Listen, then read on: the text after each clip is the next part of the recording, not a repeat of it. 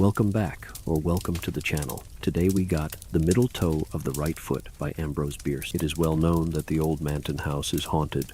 In all the rural district near about, and even in the town of Marshall a mile away, not one person of unbiased mind entertains a doubt of it.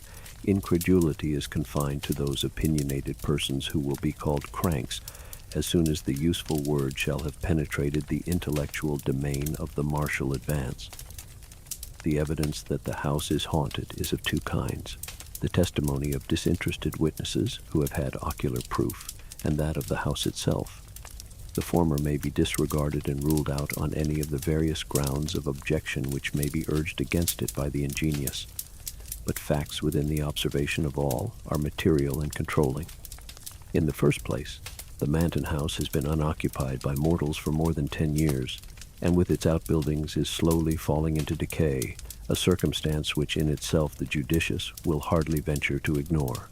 It stands a little way off the loneliest reach of the Marshall and Harriston Road, in an opening which was once a farm, and is still disfigured with strips of rotting fence and half covered with brambles overrunning a stony and sterile soil long unacquainted with the plow. The house itself is in tolerably good condition, though badly weather-stained and in dire need of attention from the glazier, the smaller male population of the region having attested in the manner of its kind its disapproval of dwelling without dwellers.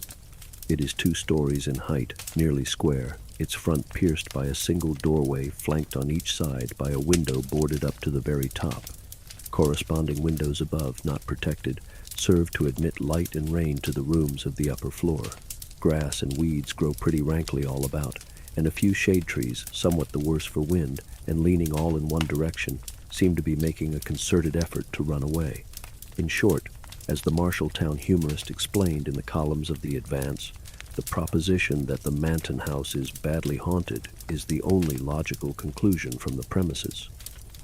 The fact that in this dwelling, Mr. Manton thought it expedient one night some 10 years ago to rise and cut the throats of his wife and 2 small children, removing at once to another part of the country, has no doubt done its share in directing public attention to the fitness of the place for supernatural phenomena.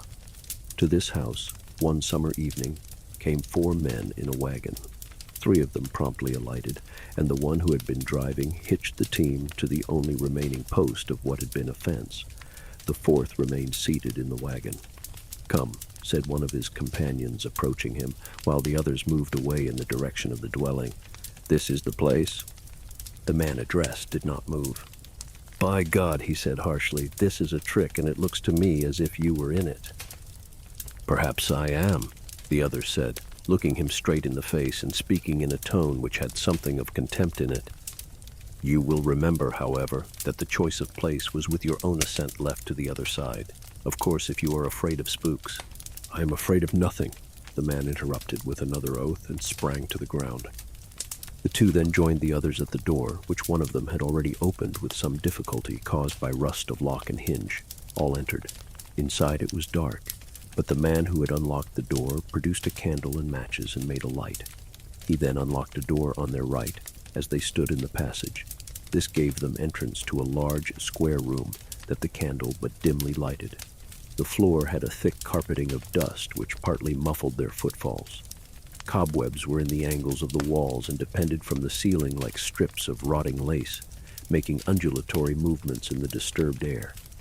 The room had 2 windows in adjoining sides, but from neither could anything be seen except the rough inner surfaces of boards a few inches from the glass. There was no fireplace, no furniture. There was nothing. Besides the cobwebs and the dust, the 4 men were the only objects there which were not a part of the structure. Strange enough, they looked in the yellow light of the candle. The one who had so reluctantly alighted was especially spectacular. He might have been called sensational. He was of middle age, heavily built, deep-chested and broad-shouldered. Looking at his figure, one would have said that he had a giant's strength, at his features that he would use it like a giant.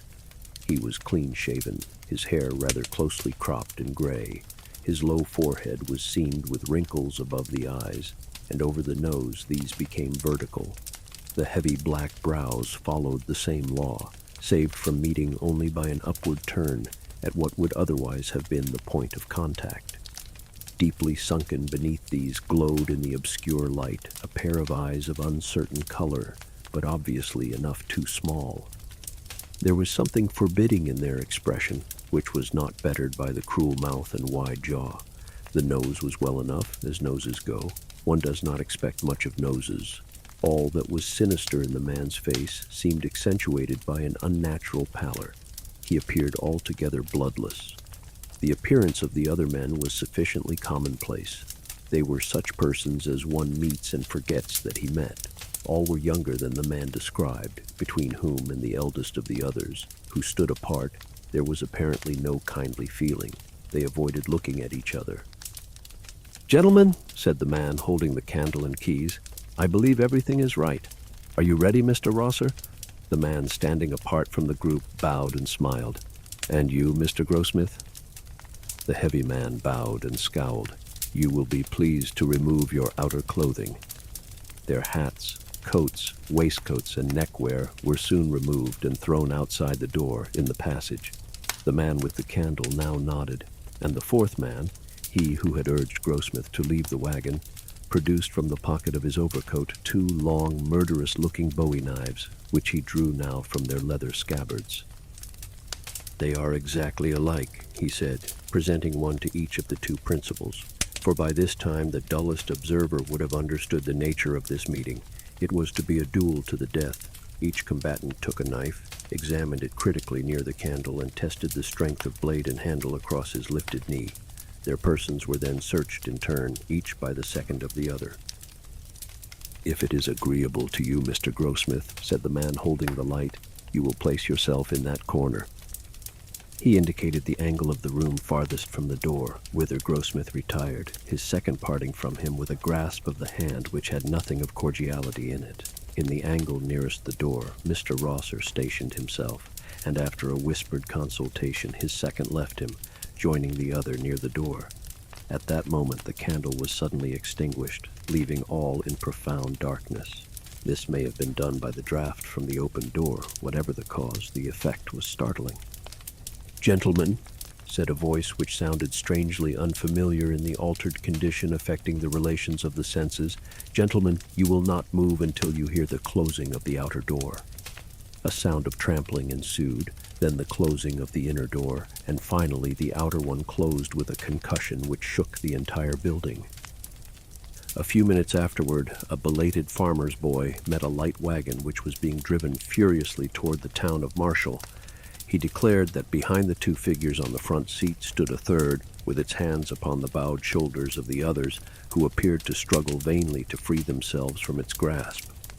This figure, unlike the others, was clad in white, and had undoubtedly boarded the wagon as it passed the haunted house. As the lad could boast a considerable former experience with the supernatural thereabouts, his word had the weight justly due to the testimony of an expert.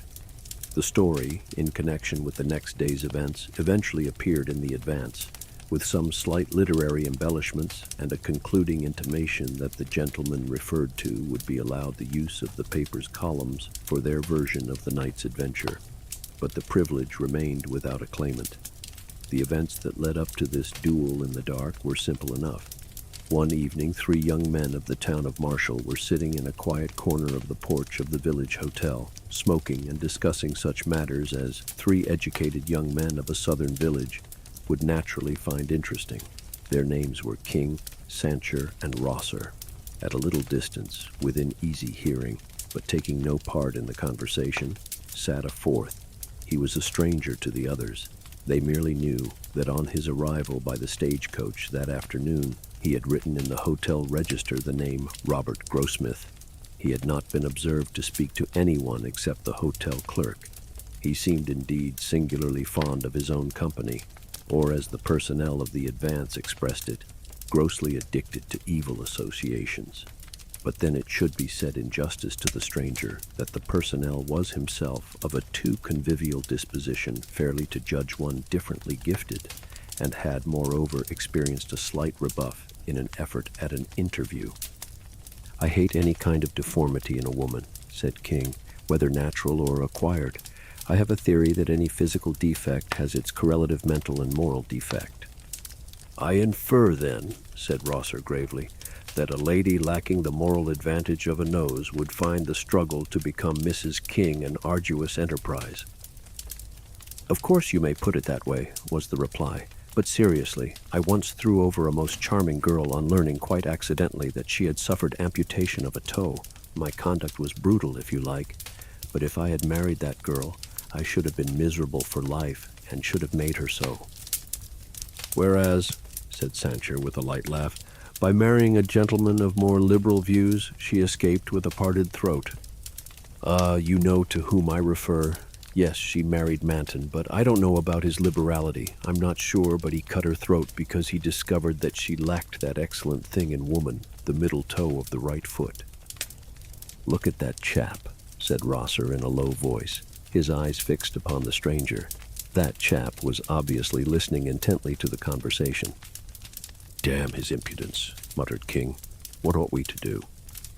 "That's an easy one," Rosser replied, rising. "Sir," he continued, addressing the stranger, "I think it would be better if you would remove your chair to the other end of the veranda. The presence of gentlemen is evidently an unfamiliar situation to you." The man sprang to his feet and strode forward with clenched hands, his face white with rage. All were now standing. Sancher stepped between the belligerents. "You are hasty and unjust," he said to Rosser. "This gentleman has done nothing to deserve such language." But Rosser would not withdraw a word. By the custom of the country and the time there could be but one outcome to the quarrel. "I demand the satisfaction due to a gentleman," said the stranger, who had become more calm. "I have not an acquaintance in this region. Perhaps you, sir," bowing to Sancher, "will be kind enough to represent me in this matter." Sancher accepted the trust, somewhat reluctantly it must be confessed, for the man's appearance and manner were not at all to his liking. King, who during the colloquy had hardly removed his eyes from the stranger's face and had not spoken a word, consented with a nod to act for Rosser, and the upshot of it was that, the principals having retired, a meeting was arranged for the next evening. The nature of the arrangements has been already disclosed. The duel with knives in a dark room was once a commoner feature of southwestern life than it is likely to be again.